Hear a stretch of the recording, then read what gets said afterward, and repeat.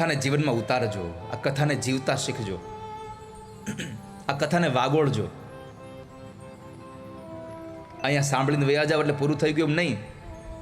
જેમ પિક્ચરમાંથી નીકળો પછી કેમ ઓલું ન આવડતું હોય તો ગીત ગાતા ગાતા આવો છો, 2 કડી યાદ રહી તો એ ગાતા ગાતા આવે.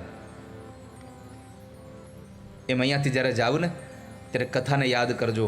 કોઈ ધૂન ગવાણી હોય તો એને યાદ કરજો, પણ ગાતા ગાતા જાજો. પ્રેત ધુંધુકારીનો ઉદ્ધાર કર્યો, એની કથા બતાવી. ત્યારબાદ ભાગવતનો વક્તા કેવો હોવો જોઈએ એની કથા છે. ભાગવતનો વક્તા વિરક્તો વૈષ્ણવો વિપ્રો વેદ શાસ્ત્ર વિશુદ્ધિકૃત દ્રષ્ટાંત કુશલો ધીરો વક્તા કાર્યોતિ નિસ્પૃહ.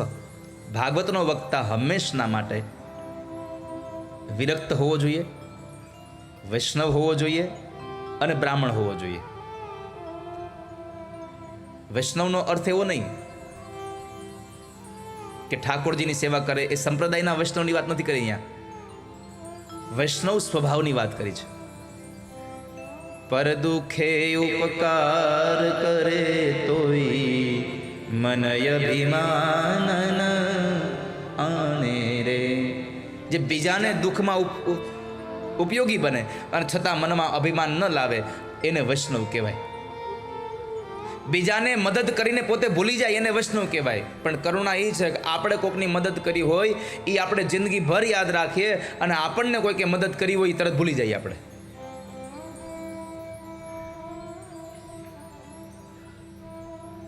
બીજાને જે ઉપયોગી થાય એ વૈષ્ણવ છે.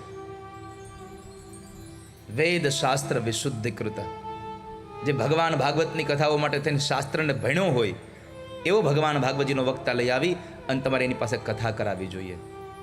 ભાગવતના વક્તાના ગુણધર્મ, દ્રષ્ટાંત કુશળ હોવો જોઈએ, અને છેલ્લે કહ્યું શ્રોતાના નિયમો. જો વક્તાને નિયમો હોય તો શ્રોતાને નિયમ હોય જ. શ્રોતાનો પહેલો નિયમ છે એક આસને બેસીને કથા સાંભળવી. બેસી ગયા પછી કથા પૂરી ન થાય ત્યાં સુધી ઊભું ન થવું, એને કથા સાંભળી કહેવાય. બીજું, શ્રોતાનો નિયમ છે આપણાથી કથામાં વિક્ષેપ ન થાય એવું કરવું.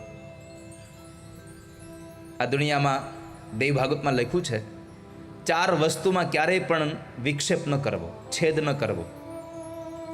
1, કોઈની નિંદરમાં ભંગ ન કરવો. કોઈ સૂતો હોય માણસ તો એને ભંગ ન કરવી નિંદ્રા. બીજું, પતિ પત્નીના પ્રેમમાં તિરાડ ન પાડવી કોઈ દિવસ. ત્રીજું, મા બાપથી સંતાનોને જુદા ન કરવા. અને ચોથું, કથા છેદો. નિદ્રા ભંગ, કથા છેદો. નિંદ્રમાં ભંગ ન કરવો અને કથામાં ક્યાંય વિક્ષેપ ઊભો ન કરવો. જો આવા પ્રકારના પાપ કરવામાં આવે તો એ બ્રહ્મ હત્યા સમાન પાપ છે. માટે કથાના મંડપમાં આવ્યા પછી સતત મૌન રહેવું. કથામાં આવ્યા પછી આપણો મોબાઈલ સાયલન્ટ કરી દેવો અને ઊંધો મૂકી દેવો, વાઇબ્રેટ નહીં હો.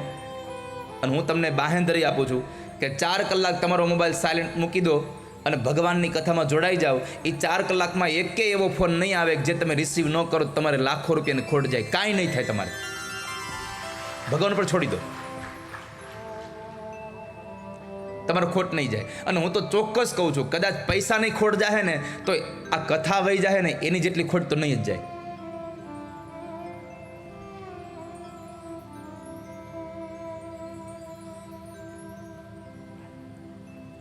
અને ખોટ જાય તો ભાગીદારોમાં બધાને વેચાઈ જાય.